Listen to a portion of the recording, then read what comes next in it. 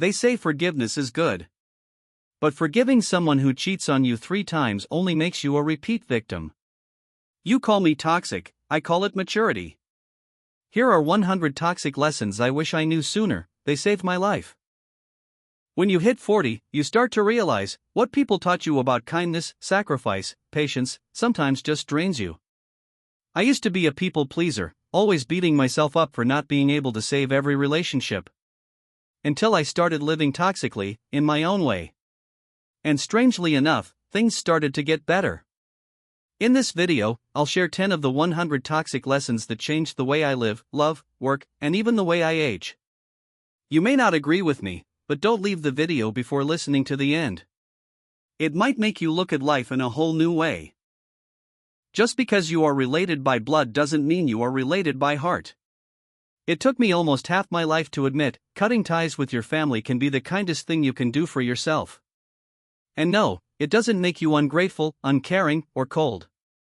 It just means you've been hurt enough to understand that blood doesn't equal loyalty, and certainly doesn't equal love. I have a cousin. We grew up together, sharing everything, from childhood toys to unfulfilled dreams of youth. But when I started my career, had some money, some fame, he started to show his true colors as someone who always needs help. A small debt, a quick loan, a promise to pay back soon. At first, I thought, it's family, if you can help, then help. But then I realized, this cycle lasted for a decade. Not once paid, not once thanked. There was just a sense of taking it for granted, as if I was born to take on his failures. I forgave. So many times. I endured. Too many times. I tried to believe that family was something that should never be abandoned. But I was wrong. Family doesn't mean anything if it's only one way.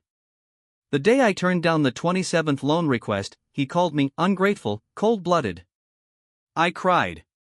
Not because I was cursed, but because I realized that people will drain you dry, then come back and bite you, just because you have nothing left to give. I cut off contact. No more Thanksgiving calls. No more Christmas presents. No more "do you still remember me?" texts. And the strange thing was, I started to feel at peace. No more anxiety every time the phone rang. No more guilt every time I thought about saying no. I had time to love myself. There is space to connect with other loved ones, those who truly love me, not what I can offer. I used to think that cutting off my family was a toxic act. But later, I called it courage. The courage to stop a chain of hurt. The courage to choose my values again. The courage to say, I am a human being. I am not born to suffer just because we are related by blood. Maybe you are struggling with this. You are bound by the 2 words family. You tell yourself, okay, I can endure a little longer. But do you know? After a long time, it is no longer kindness. It becomes cruelty to yourself. Remember, family is not just the people who share your last name. Family is where someone loves you without asking you to pay. And sometimes, love also needs to be pruned. So that no one has to live in the role of a giver, to the point of exhaustion. Stop explaining. Whatever they think, let them be. Because sometimes, you can only live truthfully when you accept being misunderstood. I used to be like this. When someone misunderstood me, my heart ached. I had to text to explain. I had to call to explain. I had to write pages-long statuses to clarify my point of view. I couldn't stand it when someone thought wrong about me. I was afraid of being called a bad person. I was afraid of being thought of as selfish, cold, ungrateful. I was afraid of losing the good image that I had worked so hard to build in the eyes of others. Then one day, I burned out. Burned out all my energy for conversations that went nowhere. Burned out all my patience with people who always asked me to prove that I was a good person. Burned out all my faith that someone really wanted to understand me, not just want me to live up to their expectations. And I let go. I stopped explaining. I stopped making excuses for why I stopped hanging out with someone. I stopped trying to make my ex understand why I left without looking back. I stopped caring when a distant relative called me ungrateful for not coming home for the holidays. I chose to stay silent. And you know what happened? I started breathing. I realized people will think what they want to think. No proof needed. No truth needed. And the more you try to explain, the more they believe you're guilty or acting. The truth is, in someone's eyes, you're always playing the villain in a story they've created for themselves. But you can't live your whole life correcting every page of the script they write about you. You can't ask for a good role in someone's heart if they've already fallen in love with the villain. And more importantly, you don't have to. True freedom comes when you dare to live without the audience applauding. True peace comes when you know, I don't need anyone to understand. I just need myself not to betray myself. Do you know what hurts more than being misunderstood? It's trying to explain for so long that you lose yourself in the explanation. I used to bend myself like a rubber band just to fit someone else's perspective. Finally, I realized no one recognized that effort. They just demanded more. The day I stopped explaining, was the day I became myself, for the first time, after 40 years of being human. If you are being misunderstood today, try being silent. Not because you can't speak, but because you choose to keep your peace instead of winning a meaningless war. And if someone leaves you just because of a misunderstanding they didn't bother to clarify, the truth is they wanted to leave for a long time. Misunderstanding is just a beautiful excuse. Let them go. And don't look back. Silence is strength. Not every blow deserves an answer. There was a time when I thought I was mature when I knew how to respond sharply. I thought that if someone insulted me, I had to have a smart response, to intimidate them, to make them speechless, then I would be called not being bullied. I jumped into so many meaningless online battles, so many family arguments, so many arguments with people, that I should have quietly walked away from. And then one day I sat in the middle of the night, my hands shaking as I typed rebuttal lines to an old friend who had just posted a status implying that I was fake, two-faced. I wrote, deleted, rewrote. It took me 2 hours for one comment. But when I finished typing, I didn't feel happy. I felt like I had just thrown my soul into a bottomless pit. That's when I understood, there are attacks that don't require a response, but should be ignored. Not because you are weak, but because you know the value of silence. You know what happens when you stay silent in the face of an attack? You hold back your energy. You let the other person reveal their venom. You show them that you are above what they are trying to pull you down to. I used to think silence was weak. But actually, silence is an art that can only be mastered by those who have been deeply wounded. Silence says, I don't need to win in your eyes. I just need peace in my heart. I'm not here to play a game that you've rigged from the start. I hear you. I understand you're hurting. But I'm not going to give you the power to hurt me too. The truth is, the more unstable someone is, the more they fight. They taunt. They mock. They drag you into their anger to feel less like a loser. But you don't have to jump in to save someone who is drowning. They call you arrogant for not responding. They call you fake for not arguing. They call you scared for choosing silence. But they don't know that silence is the choice of those who understand how much noise has killed peace. The day I started to keep quiet was the day I slept better. The day I chose to go for a walk instead of arguing. The day I wrote a diary instead of writing pages-long comments to clear my name. Silence is not a weapon for revenge. Silence is an umbrella that protects you from the storms others create so that they get wet in the rain while you stay dry. You don't have to win every argument. You just have to win yourself, win the ego that always demands to be defended, always demands to be right and wrong. Because at some point, you will see. Reaction is instinct. Silence is courage. Love is not enough if two people do not share the same life goals. I once loved someone in a way that I believe is the right person, the right time, the right life. We loved each other intensely. Passionately. Like two lost souls who had just found each other after decades. We wrote each other long letters. Cried together. Dreamed of the small house, the old wooden table, Trin music playing on Sunday mornings. But then, we broke up. Not because we stopped loving each other, but because we could not go the same way. I wanted a peaceful life, house, children, a stable job, a warm tent in a kitchen with the fragrant smell of sticky rice.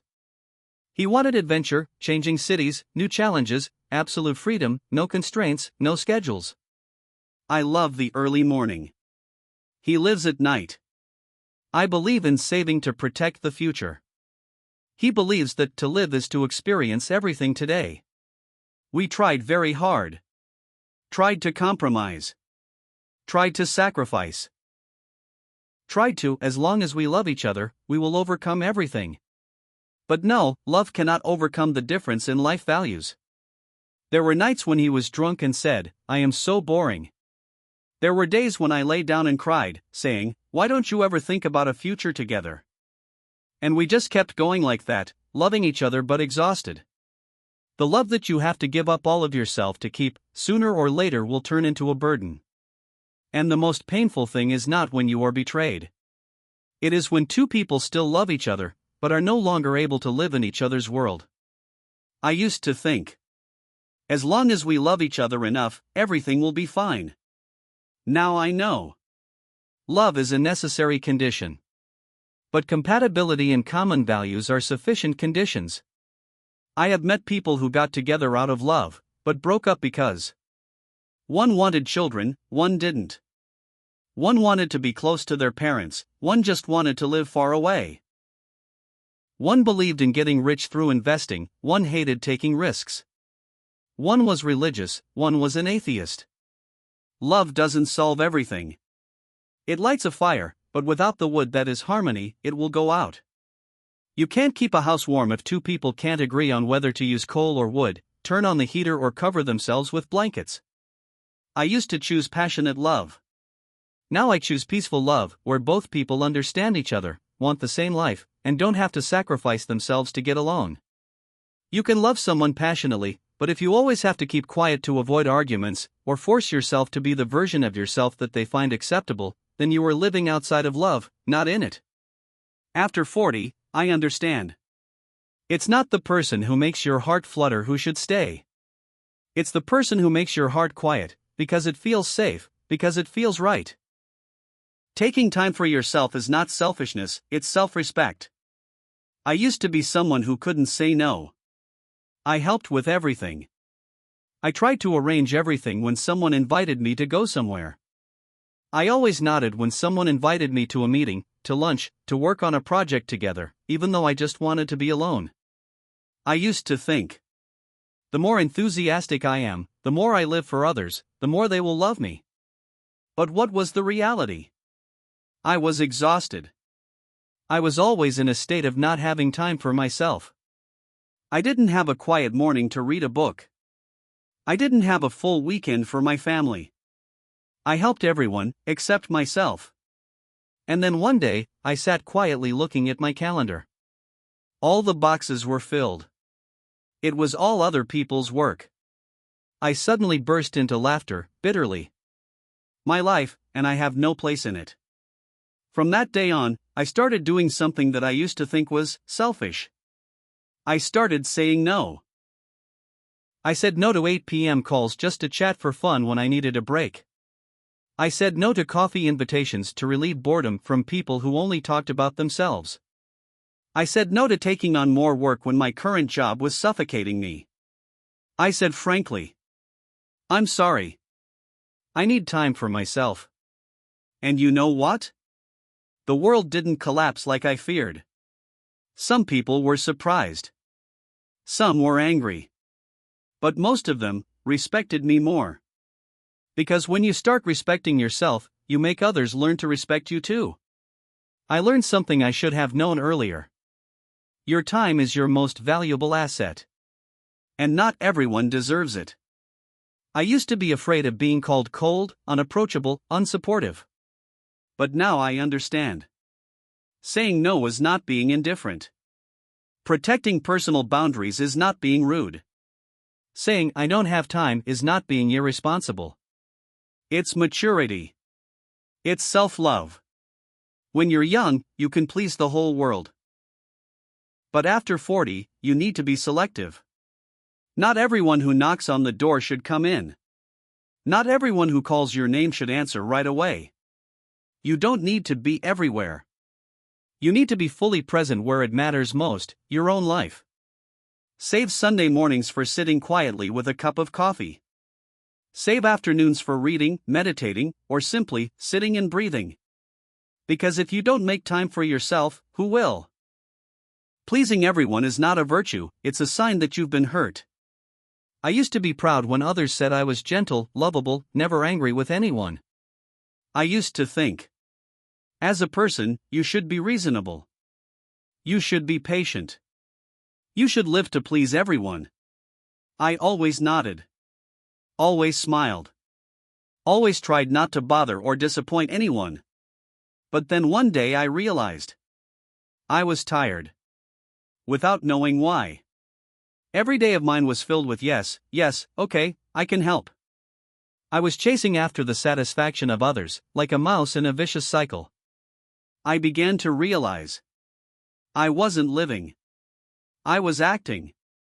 I was playing the role of nice person. I was playing the role of trustworthy.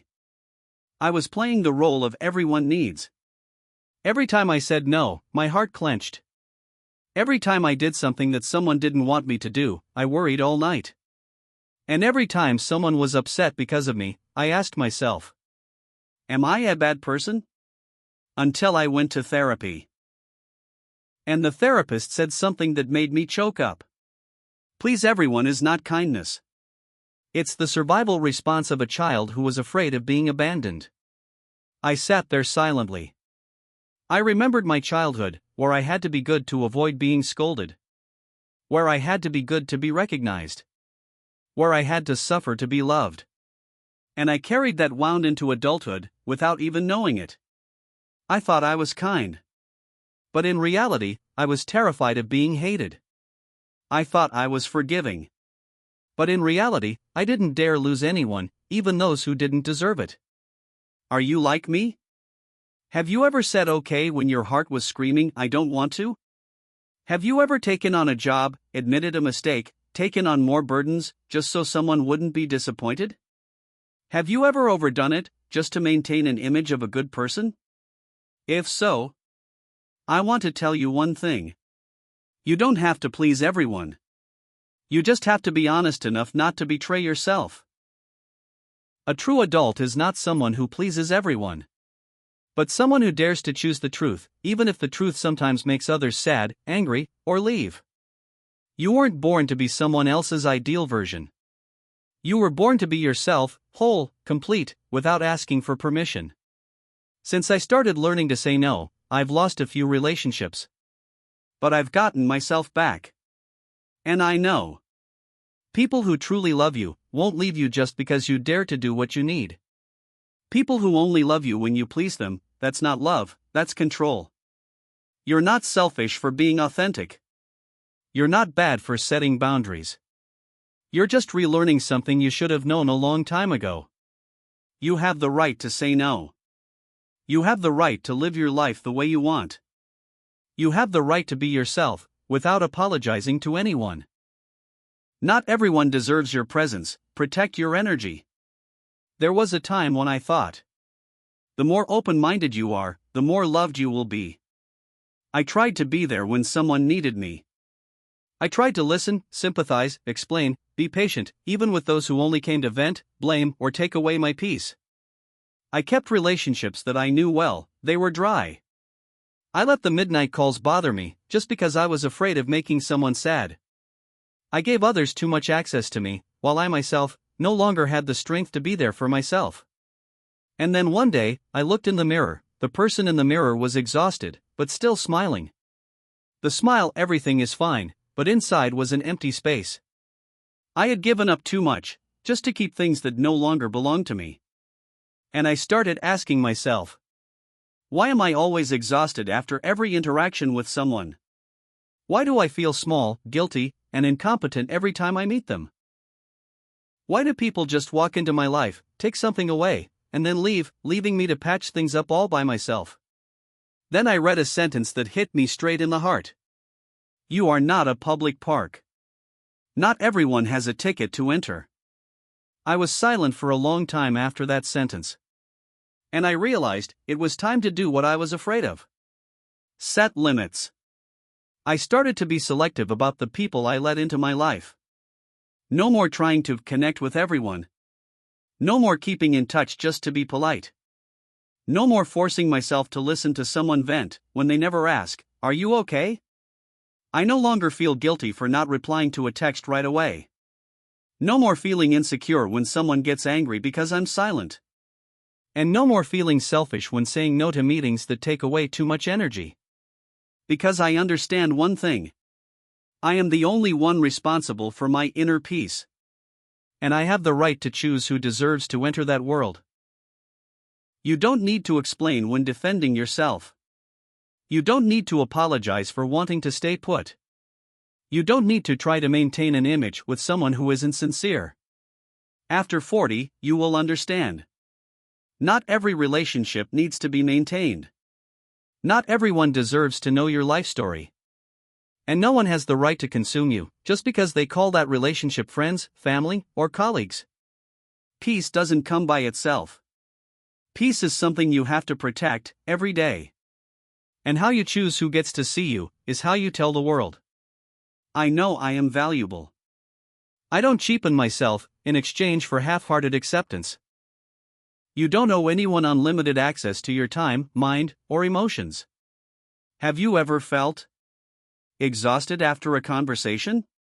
Overwhelmed after a day of listening to someone pour their heart out? Or frustrated because someone keeps invading your life without your permission? I have. I used to think, if someone needs me, I should be there. If someone asks, I should answer. If someone is sad, I should listen. I thought it was kindness. I thought it was responsibility. I thought it was a way to keep relationships. But gradually, I began to see myself as an unlocked house. Anyone could come in at any time. Anyone could leave a trace and then walk out, as if I didn't matter. I got a text message in the middle of the night and felt like I had to respond. I was caught up in negative stories, not daring to say I'm tired. I listened to people talk about themselves for hours, but no one asked me, "Are you okay?" I lost my boundaries and blamed others for violating them. I let others into my mind, control my emotions, define my worth, all because I was afraid of being called insensitive. Then one day, I stopped. I looked at my schedule, my state of mind, my emotional exhaustion, and I asked, who gave them unlimited access to me? Me. And I'm the only one who can take it back. I realized I don't owe anyone that. I don't owe anyone an explanation for my silence. I don't owe anyone an immediate response. I don't owe anyone the ability to carry their negative emotions. I was not born to be anyone's emotional dumping ground. I have the right to say no. I have the right to keep quiet. I have the right to keep my time, my mind, and my heart as sacred land not everyone can set foot in. And neither can you. You are not a 24/7 hotline. You are not the world's emotional doctor. You do not need to prove yourself to be a good person by letting others invade you without limits. Remember, if someone gets angry because you set limits, it is a sign that they have been abusing you without being rejected. If someone leaves because you do not let them have access to you all the time, everywhere, that is a gift, not a loss. After 40, you should understand that not everyone deserves your full presence. And that fullness is not something you should give unconditionally. Save time for silence. Save your mind for what really matters. Save your emotions for those who appreciate them, and don't treat you as a free tool for healing. You don't owe anyone anything.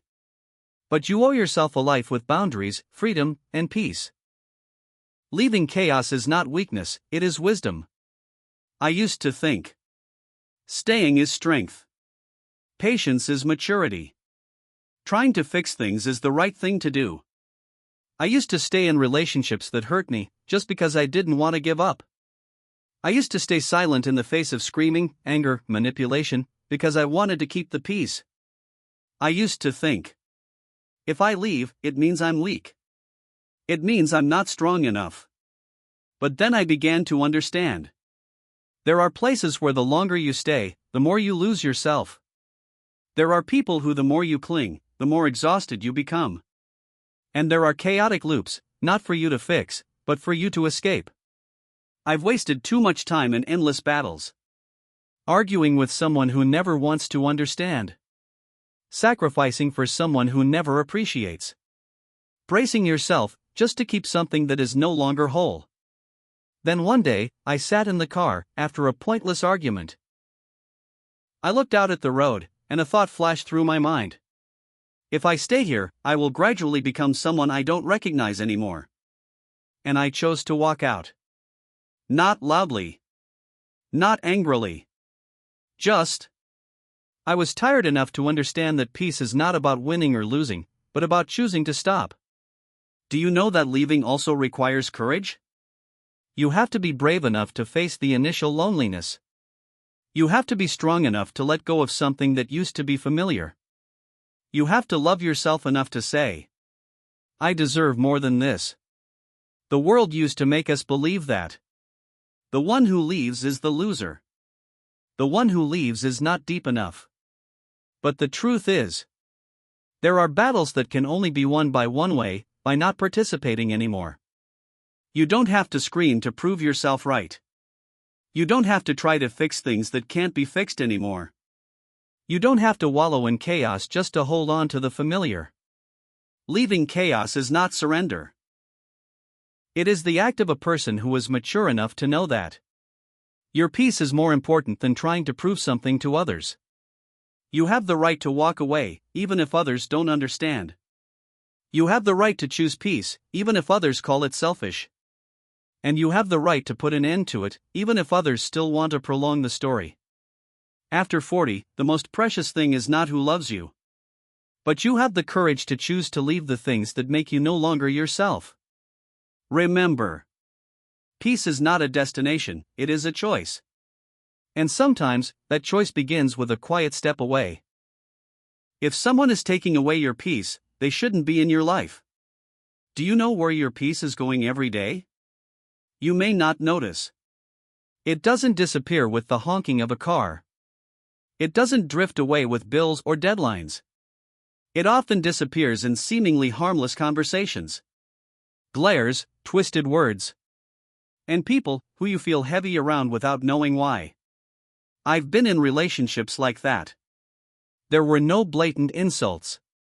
There were no specific outrageous behaviors. But after each conversation, I felt exhausted, empty, or self-doubting. Some people only called me when they needed to vent. Some people made me feel guilty for doing the right thing for myself. Some people came to talk and left before I could share my feelings. And I kept those people around, for what reason? Because of history? Because they were family?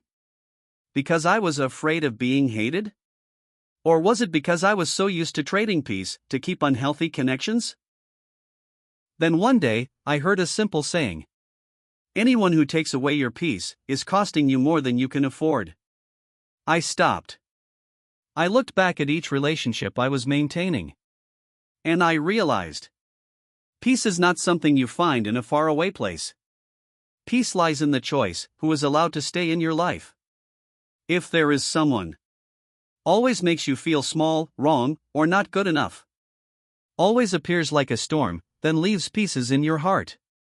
Always drags you into a negative cycle that takes you all day to regain balance. Then you don't need to keep them anymore. No need to find reasons to justify their existence in your life. Because it's simple. They don't belong to the space you're trying to preserve, the space of peace, maturity, and responsible love. You have the right to choose again. You have the right to leave. You have the right to close the door gently but firmly. Not because you hate, but because you value yourself. After 40, you no longer have time to waste on people who make your heart tired.